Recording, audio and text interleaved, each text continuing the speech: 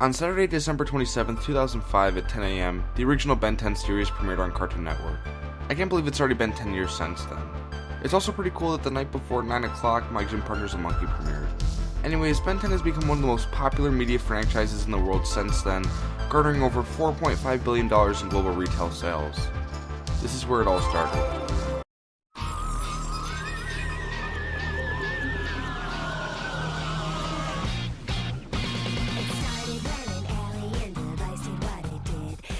Hey guys, Monsters Review here. Like I just said, Ben 10 premiered 10 years ago today, so I thought it was appropriate timing to give my thoughts on it. Created by the writing team Man of Action, Ben 10 is about a 10-year-old boy named Ben Tennyson. Pretty creative name, am I right? He and his cousin Gwen embark on a cross-country road trip with their grandpa Max in an RV dubbed the Rust Bucket.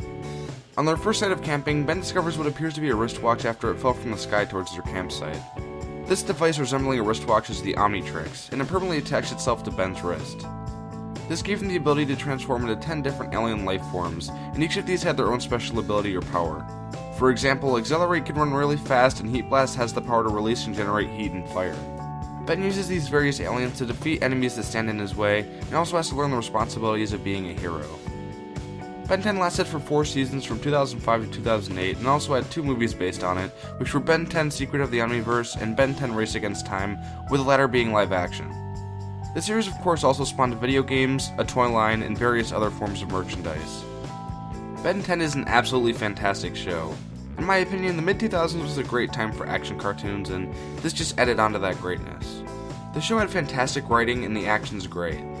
I also adore the fact that the show includes moments where there's humor, but there's also a lot of times where you can take the show seriously.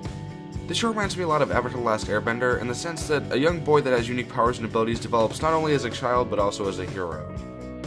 They also both travel throughout a certain region throughout the span of the series, and both of their art styles take inspiration from Eastern Asian art. Another thing I really enjoyed in this show were the villains, which tends to be unusual for me. There would usually be short-term villains that would come in for only an episode or 2, but there were also a few overarching villains like Vilgax and Kevin Levin who would appear more frequently. This show paved way for 3 sequel series, which were Ben 10 Alien Force, Ben 10 Ultimate Alien, and Ben 10 Omniverse. All of them are arguably worse than the original Ben 10 though. There's also a reboot currently in the works, for a planned international release in 2016 and a North American release in 2017.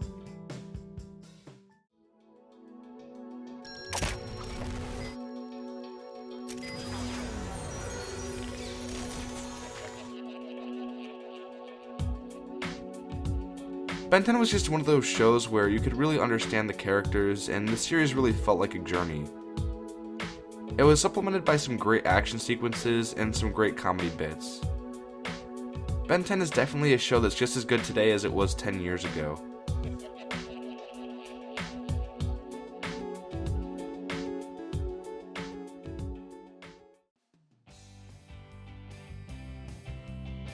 Anyways, that's all I have for you today. I hope you all enjoyed my series review of Ben 10, and if you did indeed enjoy it, please leave a like below.